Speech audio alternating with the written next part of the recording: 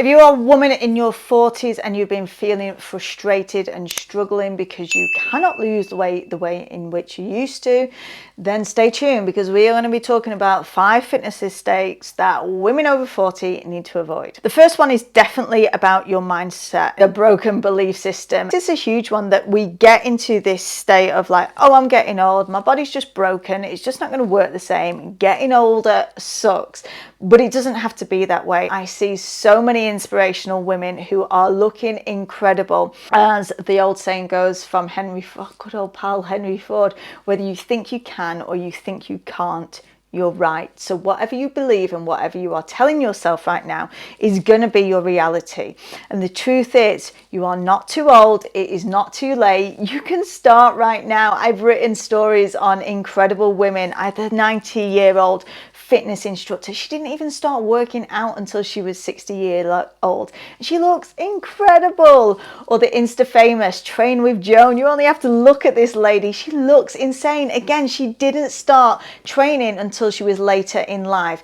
Change that belief system. You can, when you put the right strategies in place. The second big problem that I always see is women will come to me, how can I lose weight from, and they'll grab their stomach or their problem area. And this is a huge thing that so many people get trapped into, is that thinking that you can spot reduce with exercise. So whether you think that crunches are going to give you a 6-pack and a waistline, or just walking or running is going to give you those lean long legs, when in actual fact that it's impossible to spot reduce with exercise. That is not how the human body works. But there are a few steps that you can take.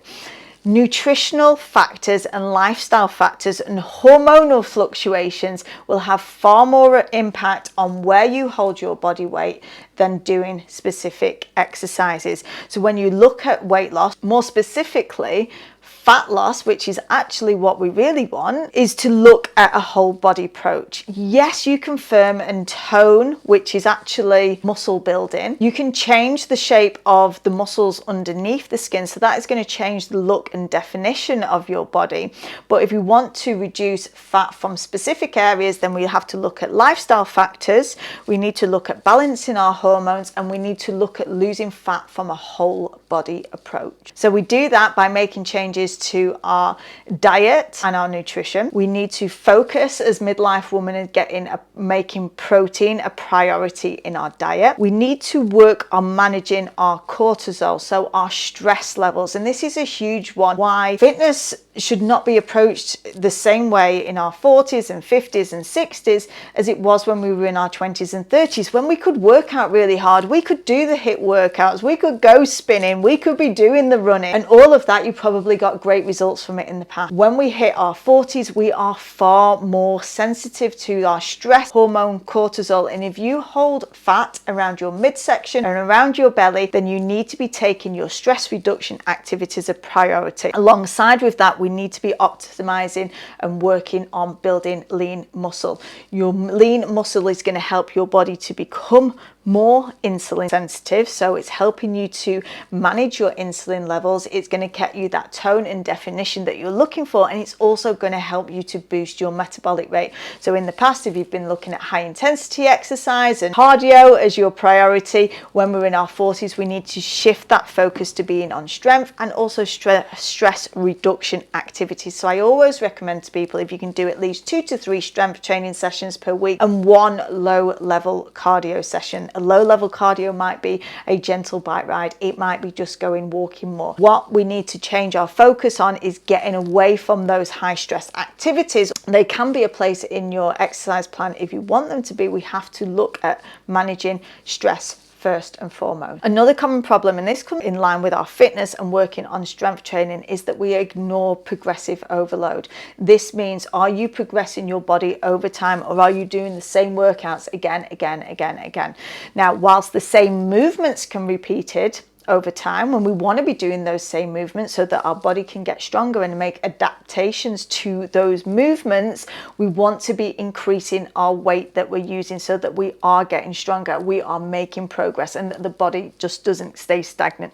So think about your existing workout program. How long have you been with those weights? Have you even been able to increase them? Have you even started using weights? If you have been doing Pilates or more toning or high repetition type of movements and you've stopped seeing changes within your body, it might be time to add in progressive overload to start making it more challenging, to start lifting heavier weights. Number 4 is choosing fancy workouts over effective one. Now I say this with a caveat because I truly believe that the most effective workout is the one that you can actually stick to. If you love the type of training that you're doing, then stick with it. But if you are getting frustrated with your lack of results, then it might be time to switch it up. Could you look at introducing more strength work into your training program? Because as a 40+ woman, I absolutely guarantee you it is going to make massive changes to your body. And this is really about you maintaining your body composition and preserving muscle, which in the long term is going to support you for not only having a stronger and healthier body, but it's going to be more functional in real life. It's going to prevent injury. It's going to keep your bones strong. It's going to keep your muscles lean, and it's going to keep your metabolism fired up. And then the 5th problem that I see many women come up against is when they go into a diet plan that they really try and stick with it stringently, exactly how it's laid out in the plan, and yet you don't end up looking like the 20-30-year-old person who gave you that workout app or program, because it doesn't take your individual lifestyle needs into consideration. This is always a huge thing that I work with my own clients within my Better Body program. Yes, there is a step-by-step formula, but it has to be able to be flexible and to be molded to your specific needs. You cannot go into a program, do everything perfect for like 2 weeks, and then if you can't sustain any of those changes for longer than that 2-week period, then it is never going to last. If you are going into an exercise and nutrition program, you have to look at adapting it to your specific lifestyle and also starting slowly. And it's a huge problem for many women. We want this instant fix. We want the changes right now. And then when they don't happen, you give up. When you go into any changes with your fitness, your nutrition, your lifestyle, you have to take it at one step at a time approach and go in with this with a long term. This is a marathon. It is not a sprint. The amount of times that I say to my clients, we are like progress over perfection. There's a lot of health and wellness tools and strategies to get in place, but you don't have to do them all at once. And many diets and many workout programs go into that all-encompassing dive head on in, and it just leads to failure over again. So looking at your midlife fitness and health habits and look at implementing them one at a time so that you do not get overwhelmed. If you are like, I don't even know where to get started, I have a free 5-day kickstart challenge which is going to give you the 5 most important health habits that I believe everybody needs to get started with, and especially midlife women, because our priorities have changed, our focus changed, and our bodies have changed, and we have to approach it different from a female's fat loss approach that is specific to the midlife woman, looking at your lifestyle but also your hormones and how they are fluctuating and changing. If you want to get hold of that 5-day kickstart challenge, I will put the link down in the description below. Changing your mindset to have that belief system first and foremost that it is possible for you and it is not too late. Stop trying to spot reduce and look at it as a holistic whole body approach. When we lose weight from everywhere,